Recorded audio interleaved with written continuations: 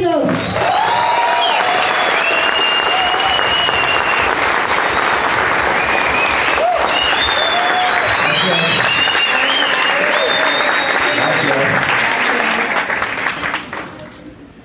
¡Wow! ¡Qué bueno verlos! ¿Cómo se sienten? ¿Bien? Bueno, qué bueno estar aquí, qué bueno estar en el país. Los que nos conocen hace un tiempo saben que hace un par de años nos fuimos a vivir a Barcelona y bueno, estamos viajando entre España y Colombia y bueno, nos encanta poder ir esta tarde. Este seminario lo preparamos súper especial para ustedes. Vamos a hablar sobre inteligencia financiera. ¿Alguno interesado en mejorar su inteligencia financiera? Ok. Bueno, es cierto que eso es como importante. Nos hemos dado cuenta que en América Latina, pues, no nos enseñan a manejar el dinero en la casa, ¿cierto? Y eso es algo muy importante. La inteligencia financiera se aprende en casa. Y si no se aprende en casa, pues tenemos que venir a espacios como estos a aprenderla un poco después. Así que, bueno, empezamos. Sí, perfecto. Bueno, buenas noches. ¿Quiénes de los que están acá nunca nos han escuchado hablar a nosotros ni en audio, ni en YouTube, ni en video? ¿Están pensando quién es ese man? ¿Quién es esa gente? Ok, más o menos 30%, 40%, perfecto. Pues la idea esta noche, como decía Kate, es compartirles un poquito sobre nuestra trayectoria como empresarios dentro de esta actividad y también pues en nuestra vida, porque hemos emprendido en diferentes cosas, y sobre todo cómo la inteligencia financiera y el haber desarrollado inteligencia financiera nos fue la clave para conseguir pues lo que hemos conseguido hasta este momento. Lo primero que quiero que sepan es que somos exactamente iguales a ustedes, que venimos de hecho les voy a contar un poquito. Yo vengo de un hogar donde el principal proveedor fue mi padre, ¿no? ¿Alguien más? Su mamá no trabajaba mucho, sino su papá. Pues ese era mi caso. Y mi papá venía de una casa donde a la vez pues hubo muchos problemas económicos. La historia es que mi abuela, siendo muy jovencita, tenía como 20 años, recibió una herencia. Se murió una tía que vivía en el campo y se vendieron unos terrenos que iban a urbanizar, y mi abuela tenía 20 añitos y le llegó una suma importante de dinero. ¿Quién ha soñado con una tía de esas? Que uno no la conozca para que no le duela, pero que esté llena de billetes, ¿no? Y a mi abuela le pasó, y él que no los hacía ricos, pero que si lo hubieran sabido administrar bien con inteligencia financiera, pues realmente hubieran podido tener una vida cómoda. Pero mi abuelo pues no tenía ninguna inteligencia financiera y se gastó toda la plata de mi abuela en 3 años. ¿En qué? En juegos de azar, rumba, alcohol. Y vivieron quebrados toda su vida. Entonces ahí hay una lección, y es que sin inteligencia financiera o el vehículo correcto no hay libertad realmente. ¿Qué pasa si uno tiene dinero pero no tiene inteligencia financiera? ¿Qué ocurre? Lo pierde. ¿Qué pasa si uno no tiene dinero pero desarrolla inteligencia financiera? Lo gana, ¿no? O sea, ¿qué es mejor tener? ¿Dinero o inteligencia financiera?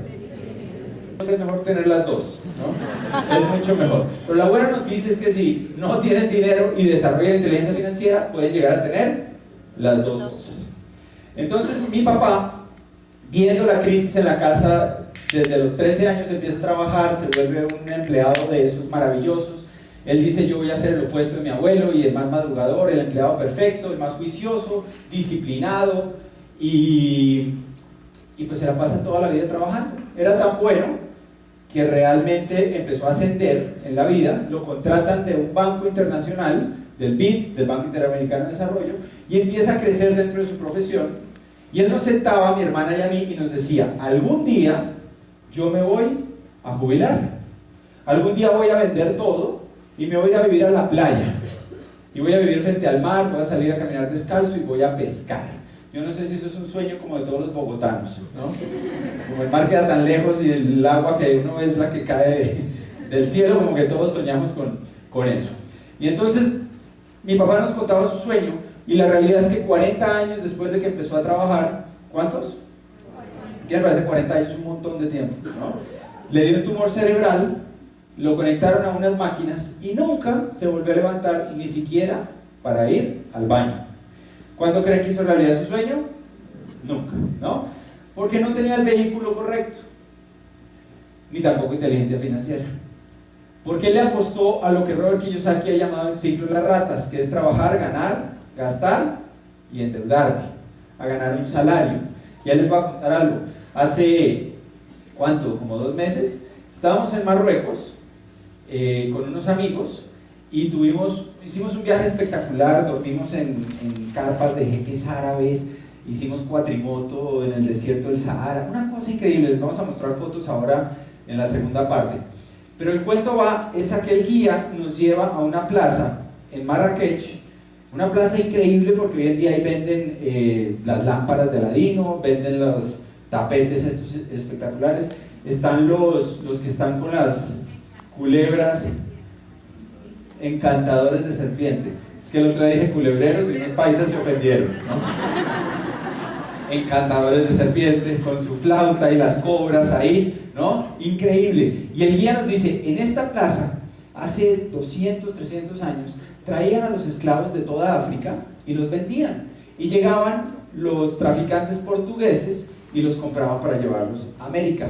Y la moneda que usaban para eso era la sal. Y de ahí viene la palabra salario. Fuerte, ¿no? O sea, es increíble que 300 años después a la gente le paguen y el término que usen venga de eso. Es increíble. Y mi papá se dedicó toda la vida a perseguir un salario. Nunca construyó activos.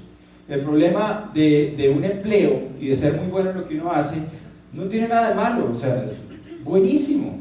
Pero el problema es que uno no construye normalmente nada y el empleo no es de uno. Uno puede vender el empleo, lo puede alquilar, lo puede heredar.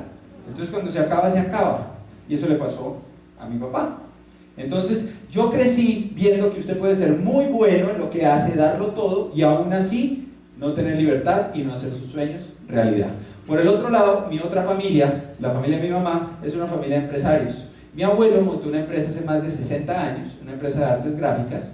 Mi abuelo era tremendo empresario de esos colombianos berracos de la vieja guardia, una fábrica con máquinas alemanas, llegó a tener más de 700 empleados y solo tenía 2 defectos mi abuelo. El primero es que era machista y el segundo, o 2 problemas. El primer problema es que era machista y el segundo problema es que tuvo 5 hijas. Y no es que fuera machista que no creía en las mujeres, sino que era machista de que él creció con las películas de Disney, donde las princesas solo cantaban y dormían en las películas antiguas. ¿Se acuerdan? Blancanieves, solo cantaban y dormían. ¿Han visto cómo han cambiado las princesas de Disney? Hoy dan patadas, tiran flechas, pegan karate, son increíbles. En la época de mi abuelo no. Entonces él no quería que sus 5 princesas se metieran en una fábrica con grasa, con máquinas, con sindicato, con todos los líos que él tenía, y él las quiso aislar.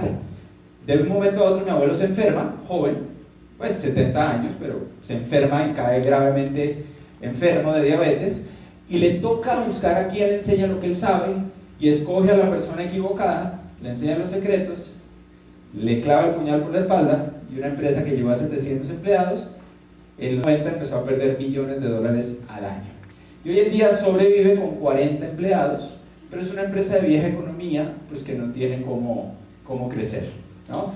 Entonces yo aprendí otra cosa de ahí. Usted puede ser emprendedor y puede ser empresario, pero igual, si usted no crea un sistema que el día de mañana funcione sin que usted esté ahí, tampoco va a tener libertad.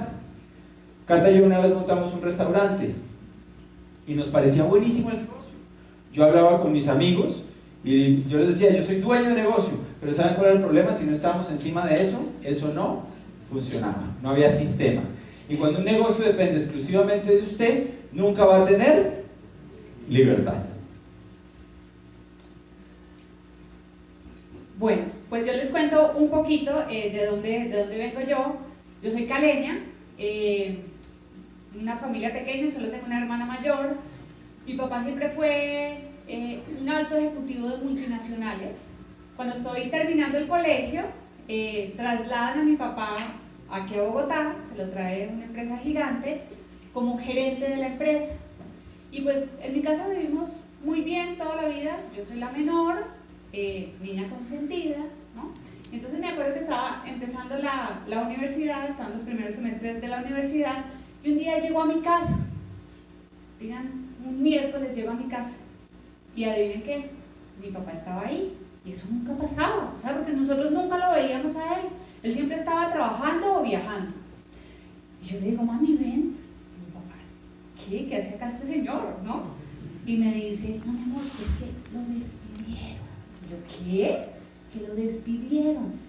¿Cómo así? O sea, encima de él solamente estaba el dueño de la empresa. Yo digo, pero no entiendo. Y me dice, no te preocupes, mi amor, no te preocupes, que eso en cuestión de semanas ya esto se solucionó. Y ahí viene esta frase que a mí me encanta: la gente no planea fracasar, fracasa por no planear. Y eso le pasó a mi papá y eso nos pasó a nosotros como familia. Pasaron los meses y nunca llegó una nueva propuesta de trabajo. ¿Conocen gente que le ha pasado eso en este país? Muchos, ¿cierto? ¿Conocen gente cercana que les haya pasado eso? A mucha gente, ¿okay? Y pues, si tú tienes un tren de gastos muy grande en tu casa y el ingreso para, ¿cómo es la caída? Dramática, ¿no? Es bastante alta, por eso me encanta esa foto que les puse ahí. Pues la caída fue gigante, señores.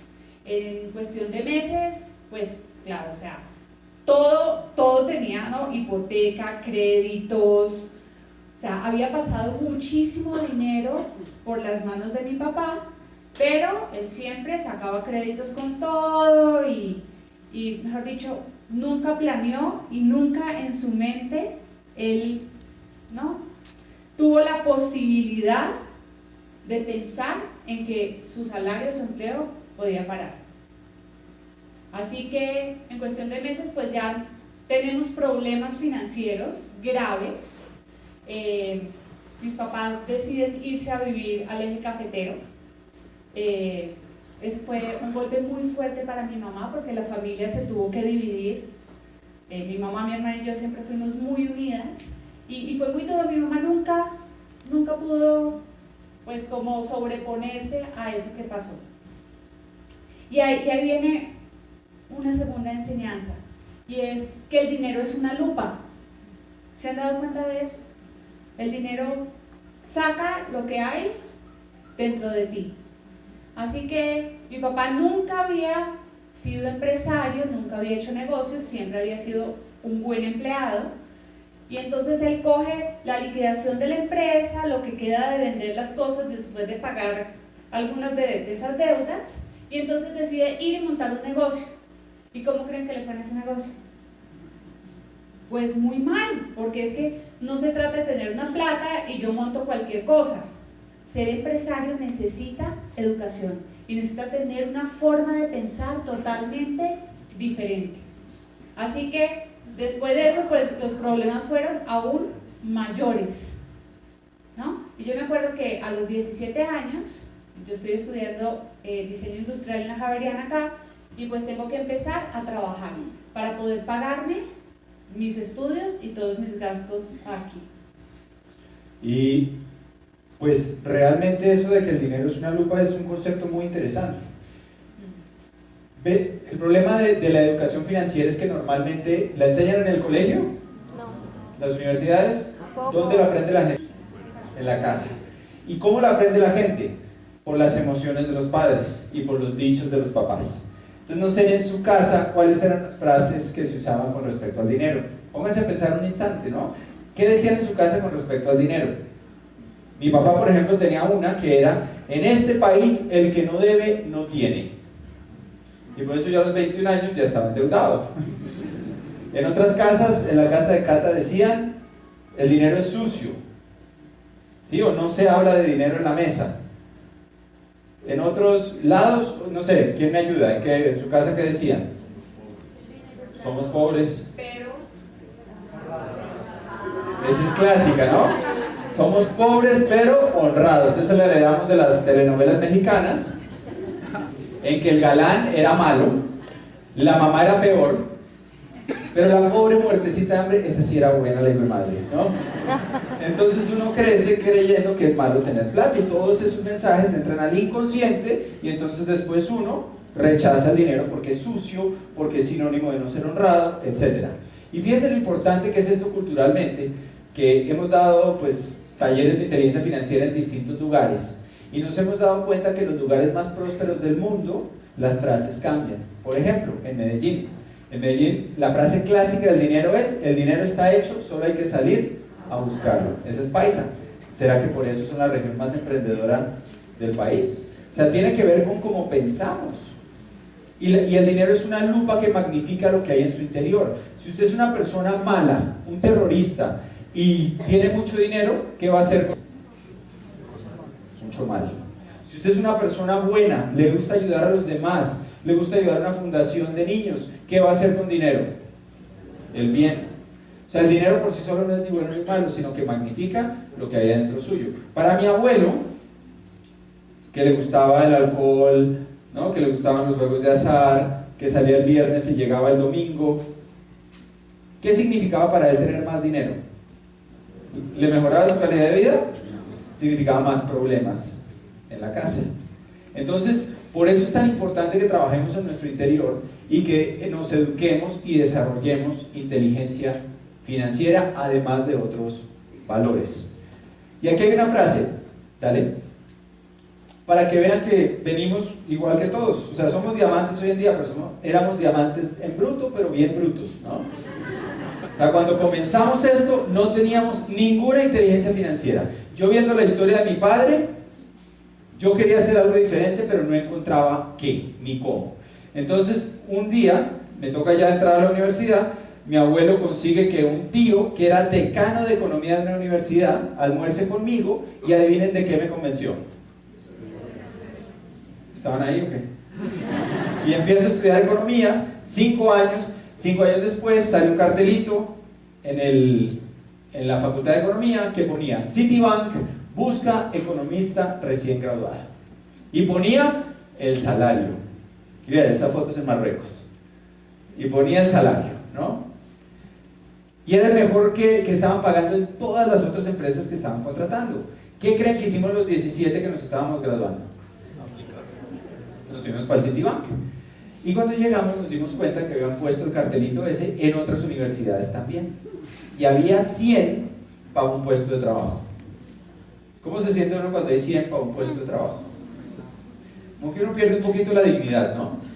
Es una entrevista, yo decía, mire, yo hago tinto, plancho, parqueo carros, de economía lo que necesite también. Y yo no sé si fue por la cara de necesitado o qué, pero me dieron el puesto, ¿no? Y estoy entrando el lunes a trabajar al Citibank. Paso por debajo de una puerta, no es increíble el edificio. No sé si se han dado cuenta de eso, que los bancos siempre son los dueños de los mejores edificios. ¿Por qué será? ¿No? Y entonces voy pasando y ponía: Citi, el banco que nunca duerme. Una semana después ya yo sabía quién era el pobre desgraciado que me iba a dormir. Y estaba ya de lunes a sábado, que a veces los domingos había que hacer informes, y me empiezan a pasar varias cosas. La primera que me pasó: el de enfrente tenía carro, el de la derecha, el compañero, tenía carro, y el de la izquierda también. Yo no tenía. ¿Qué creen que hice? Comprar el carro. Oiga, pues ustedes saben todo. Entonces me fui a Recursos Humanos y les digo: oiga, todos tienen carro. Y me dicen: pues compre uno, nosotros le prestamos, somos un banco, me dicen, ¿no? Y yo, ¿en serio? Y dicen: sí, sí, le debitamos de nómina, es más, usted ni se va a dar cuenta. Yo voy a escoger mi carro, ¿no? Ya crédito preaprobado, y yo había soñado toda la vida con el carro de hacer los circulitos.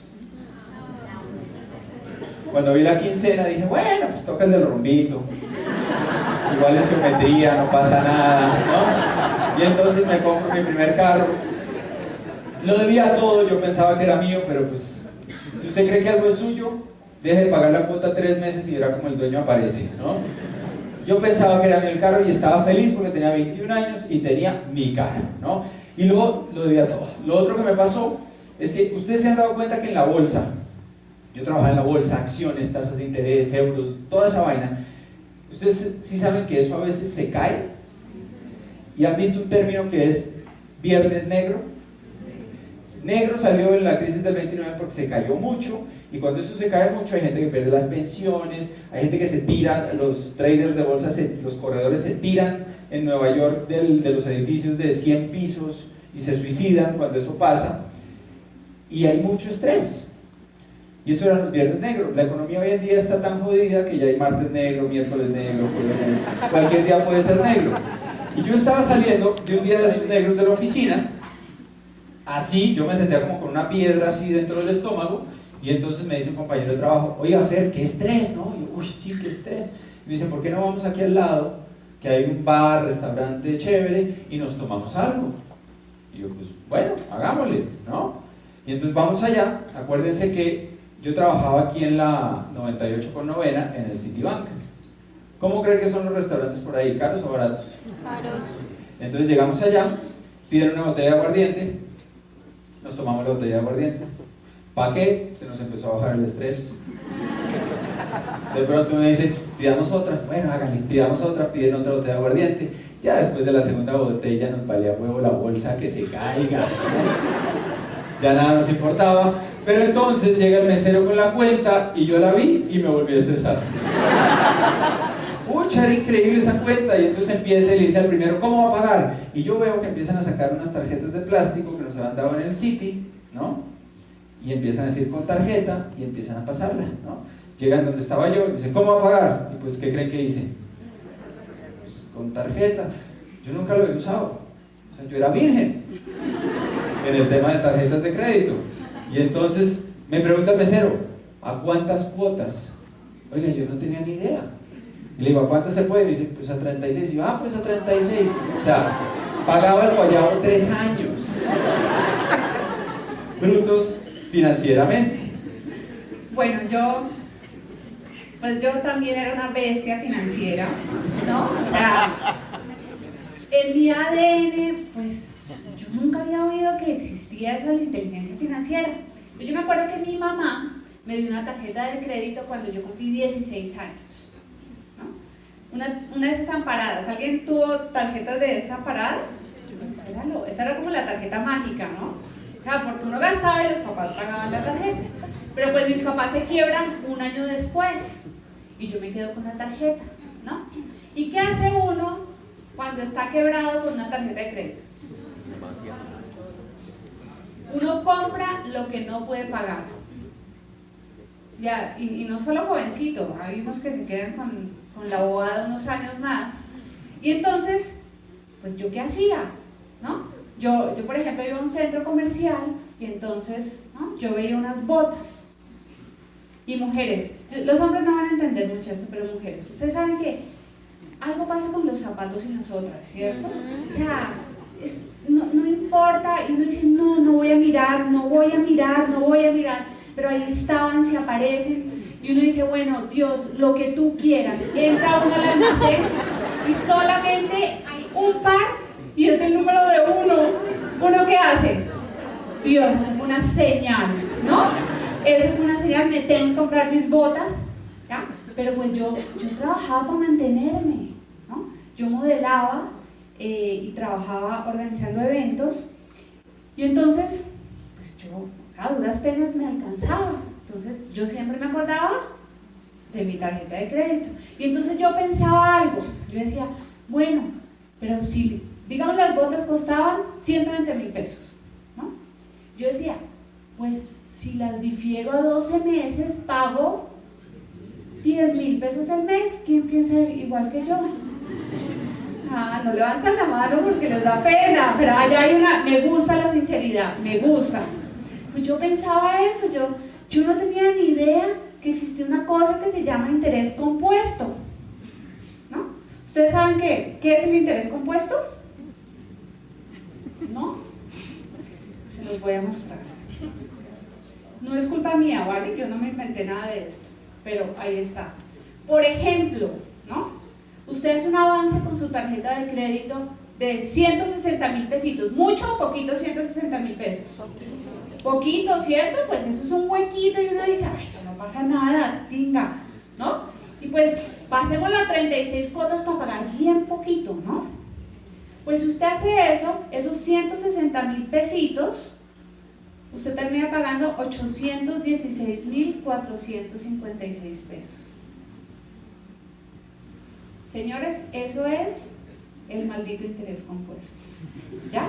Que significa que usted paga interés sobre interés, interés sobre interés. Entonces imagínense que cuando yo me iba a casar, que ahora después les cuento esa historia, o sea, Fer me propone matrimonio a los 15 días de conocernos, ¿no? Eso díganselo a él, o sea, ¿no? Bien. Dijiste que sí, más loco. Yo dije que sí. Pero imagínense que como una semana antes de casarnos, ¿hay alguien acá que se vaya a casar? Muy bien. Oigan esto, oigan esto. Como una semana antes de casarnos, Fer me siente y me dice, mi amor, vamos a hablar de dinero. Y yo me puse así como incómoda, ¿no? Yo, pues, ¿qué o qué? ¿De qué? Yo trabajaba ya como productora ejecutiva de comerciales de televisión, ganaba bien, una productora muy grande del país, pero ¿se acuerdan lo que a mí me habían enseñado en mi casa? Que el dinero era sucio, que era de mala educación hablar de dinero. Entonces, cuando Fer me dice que vamos a hablar de dinero, pues yo, entonces me dice, bueno, ¿tú cuánto te ganas? Y yo, tanto. Y yo, ¿y usted?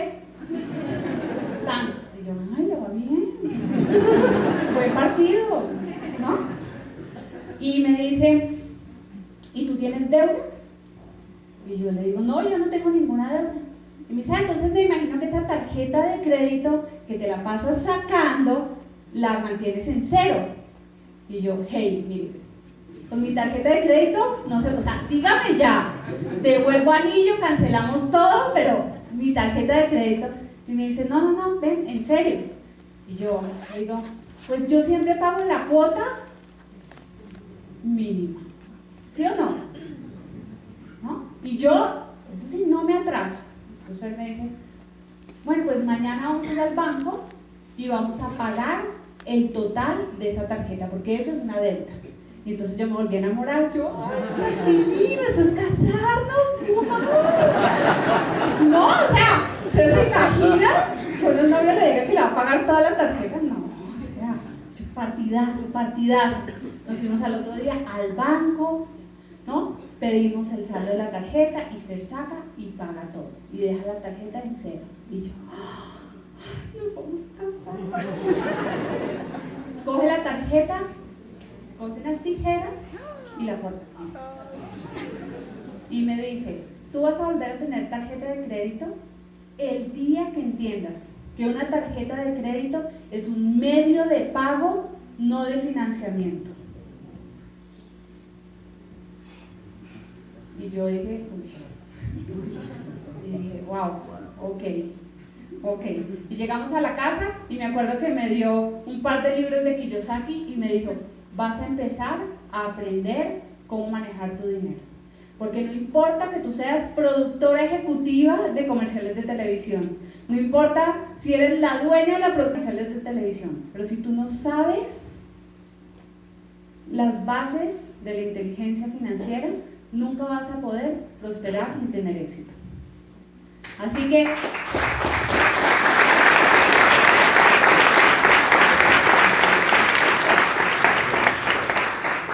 Déjame, yo meto una cuña ahí. métela, dale. Pues lo que pasa es que yo ya había salido de la deuda del carro, de todo eso. Mire, yo conocí a Robert Kiyosaki Sí. personalmente en el año 98. Ya yo estaba hasta acá. Hubo una experiencia que a mí me traumó. Y es que en una quincena me tenían que pagar y no me pagaron.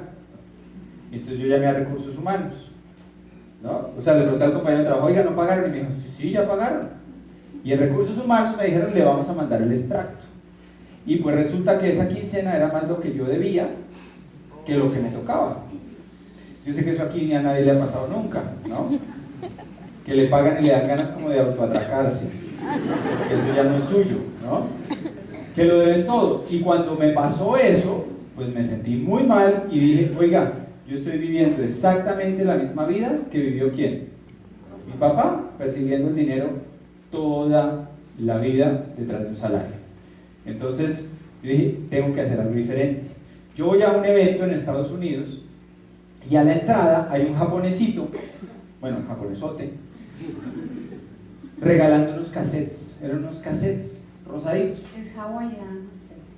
Bueno, Japón, pero es japonés físicamente. Ah, bueno. Y entonces... Hawaiano japonés. ¿Y eso qué importa? Y entonces paso al lado del hombre, ¿no? Y lo ignoro. Y todo el mundo pasaba y nadie le recibía los cassettes. Un rato después, tú lo presentas en la tarima. Habíamos 25.000 personas en un estadio de hockey y era Kiyosaki. Y el hombre apenas estaba empezando, todavía no había predecido la crisis del 2008, no era tan famoso, no se había inventado el juego, estaba apenas comenzando, acaba de escribir su segundo libro y nos empieza a hablar del ciclo de la rata y nos dice, mire, el problema es que la gente empieza a trabajar a los 20 años, empieza a ganar, empieza a gastar, pero el sistema es corrupto y el sistema está creado para que usted se endeude y no le alcance, para que usted después ya no le paga, no le ponen grilletes, ni le pegan, ni nada de eso, pero usted tiene que pasársela toda la vida persiguiendo el dinero para pagar los intereses y la deuda. Y esa es la esclavitud moderna, y por eso viene de la palabra salario. Y yo, wow. Y después nos habla del cuadrante del flujo del dinero. Y cuando Kiyosaki acabó, todos salimos corriendo a comprar todo lo de Kiyosaki. Ya no quedaba nada, ¿no? Pero eso fue el día que yo conocí a Kiyosaki y empecé a leer, y eso a mí me cambió la vida, porque cambié los valores. Ya no le daba tanto valor al estatus y al ego y al que dirán, le daba más valor a la tranquilidad, a la libertad, a estar bien, a poder dormir tranquilo. Eso me empezó a parecer más importante que otras cosas que antes me parecían muy importantes. Y lo increíble es que al solucionar eso, también solucioné lo otro. Entonces, cuando yo conozco a Cata, yo ya llevaba 3 años saneando, ahorrando. Y les voy a dar la clave del ahorro. ¿A alguien le gustaría ahorrar más de lo que ahorra? Les voy a dar el secreto. El secreto se llama páguese a usted primero. ¿Qué quiere decir eso? Quiere decir que la mayoría de la gente, por ejemplo, viene a una charla como estas y dice, ay, estuve en una charla súper chévere de inteligencia financiera, voy a cambiar mi vida, voy a cambiar mis finanzas, voy a empezar a ahorrar. Y entonces llega el primer mes, le pagan, gasta y al final del mes, ¿qué dice? No quedó nada. No pude ahorrar. ¿Y al segundo mes qué pasa? Lo mismo. Veo gente cogiéndose la cabeza. Entonces, ¿cómo hace uno? Páguese usted primero. Primero ahorre y después gaste. ¿Cómo así? Sí, cuando, por ejemplo, número 1, pónganse una meta de cuánto van a ahorrar, un porcentaje. Los expertos recomiendan mínimo un 10%. Mínimo. Para no fracasar por no planear. Para no llegar a la edad de la vejez y no tener en qué caerse muerto, para que sus hijos puedan ir a estudiar cuando lleguen a la edad de universidad, para las cosas básicas pero importantes. Entonces, si yo aprendo a ahorrar primero un porcentaje, y hay gente aquí que puede estar diciendo, no, pero un 10% es mucho, es que yo gano muy poquito. Bueno, pues entonces un 5%. Uy, tampoco. Un pinche 3%. Algo, empiece. Miren, lo importante de esto es empezar. Y entonces, ahí va el trato. Si usted va a empezar por menos de un 10%, propóngase que cuando aumente sus ingresos, aumente el porcentaje. No aumente sus gastos, aumente el porcentaje de ahorro. Hasta que llegue por lo menos, ¿a cuánto? A ese 10%. Entonces, ¿cómo funciona eso en la práctica? A usted le pagan, por ejemplo, 1.000.000 de pesos. Si usted se va a ahorrar el 10%, usted coge 100.000 y los saca. Los pone en un lugar donde usted no los pueda tocar. Hombre, eso significa déselos a su mujer. Porque la mujer está biológicamente diseñada para buscar la seguridad de la familia. La prioridad número 1 de la mujer se llama seguridad. Entonces la mujer es la mejor, tradicionalmente, y no aplica al 100%, pero normalmente es la mejor guardiana del dinero. El hombre es más aventurero.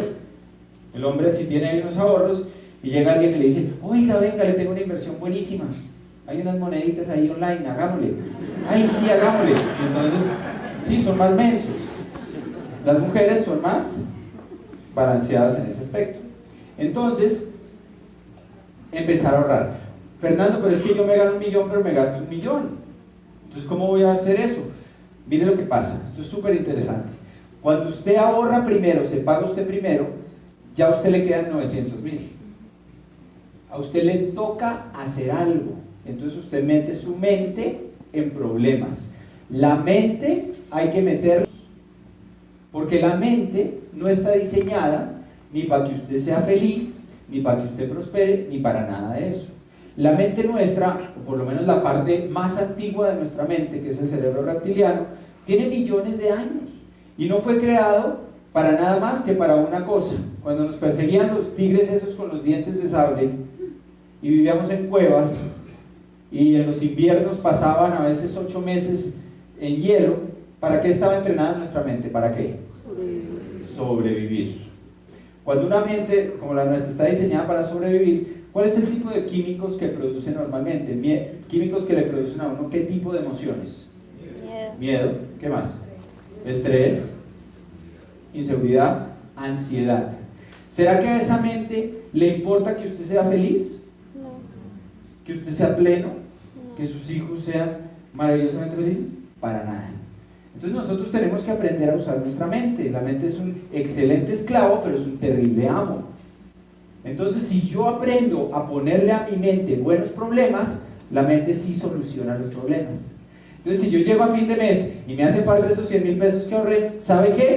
La mente prende, se mueve, dice, ¿qué hacemos? ¿Qué hacemos? Entonces va y hace algo de emprendimiento o no, busca cómo solucionar, y en 3 meses usted va a aumentar sus ingresos y va a estar ganando más. Entonces, ahí está el juego. Páguese usted primero. Listo. Ok, otro punto. Ay, perdón, no metí la cuña. ¿Se acuerdan de esto? Pues buena parte se va en cuotas de manejo, Sí. ¿no? Nuestra compañía tiene una alianza con el Banco de Bogotá y hay gente del Banco de Bogotá que está especializada en eso, donde tenemos una cuota de manejo, una tarjeta de crédito que no tiene cuota de manejo de por vida. Entonces, pues el ahorro es importante, son, no sé, 200.000 pesos mensuales que usted se puede ahorrar, y ahí estaba la cifra, anuales, que usted se puede ahorrar, y vale la pena. Porque, ojo, hay buenas deudas y malas deudas. ¿Qué son malas deudas? Pues comprarse puede pagar y que después le van a cobrar 3 veces o 8 veces más. ¿Qué son buenas deudas? Comprar algo que le va a producir a usted una rentabilidad. Entonces, por ejemplo, en el negocio nosotros hacemos eso mucho. Nosotros compramos, por ejemplo, qué sé yo, 1 millón de pesos en productos del negocio. Lo ponemos a 1 mes, porque a 1 mes no le cobran a uno intereses.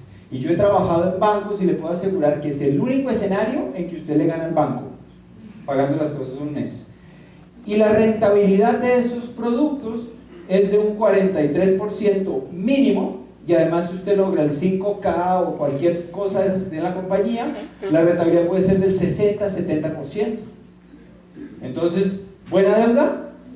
Increíble. Compro 1 millón, lo pago en 1 mes y tengo 1,5 millones. Pago la tarjeta y me sobra todo eso, le saco un 50% de rentabilidad. Entonces pregunte por esa herramienta, pues, de esa tarjeta. Ahora sí. Ahora sí. Bueno, otro principio básico para el éxito financiero es este: tome el control de sus finanzas. Ese es el primer paso para usted volverse alguien abundante, ¿ya? Tome el control de sus finanzas. Miren, nosotros tenemos en nuestro grupo contadores. ¿Aquí hay contadores? ¿No? Miren, contadores de empresas gigantescas. La señora le levanta la mano al... De empresas gigantescas. Oiga, y en su casa tienen, ¿no? Todo de cabeza, sus finanzas de cabeza. Y este primer paso de tomar el control es algo básico. ¿Sí? ¿Qué significa tomar el control? Pues que usted necesita saber, número 1, exactamente cuánto se gasta mensualmente en su casa. ¿Y por qué digo exactamente? Porque la mayoría de las personas tienen una idea, un supuesto de cuánto se gastan mensualmente. Pero normalmente nos hemos dado cuenta, sobre todo en América Latina, que ese supuesto está como 30% por debajo de lo que verdaderamente se gasta mensualmente. Porque los latinos no tenemos en cuenta esos pequeños antojos de los cuales somos bastante susceptibles, ¿sí o no? Entonces, yo ahí les tengo dos historias buenísimas. La primera es que, ¿no?, después de que me cortó la tarjeta de crédito, bueno, yo llegué y dije, bueno, aunque sea quedó en cero, ¿no? Y entonces me dice, mi amor, ven, pero yo quiero que tú estés feliz, es nuestro matrimonio, así que te tengo una sorpresa. Yo le digo, ok. Me dice, nos vamos a quedar después del crucero, porque nosotros nos casamos en un crucero por las Bahamas, ¿no? Al atardecer, así en la cubierta del barco. Fue increíble, un crucero como el que vamos a tener este año y el que cualquiera de los que están acá se puede ganar, y los que se van a casar pronto, es una buena idea. Ahí ven el señor, ¿no? Nosotros nos casamos en ese crucero, todo pago por la corporación, así que le costó cero el matrimonio. Eso es inteligencia financiera, ¿no? Esos 3 años de Kiyosaki, el man, ¿no? Le falta. No, el man me vendió a mí la idea, me dijo, mi amor, ¿y qué tal si en vez de, ¿no?, gastarnos toda esa plata en un matrimonio, ¿no?, una mano de gente ahí que va a beber y a comer a costa de uno, ¿por qué nos casamos en el crucero, ¿no?, en la cubierta del barco, al atardecer, ¿no?, que nos case el capitán del barco? Y yo, ay, no, uno chiquito, ¿no?, ay, sí, qué bonito, ¿no? Pero ya sabían lo que había detrás, ¿no? Entonces me dice, mi amor, después del crucero nos vamos a quedar 5 días en Miami de compras.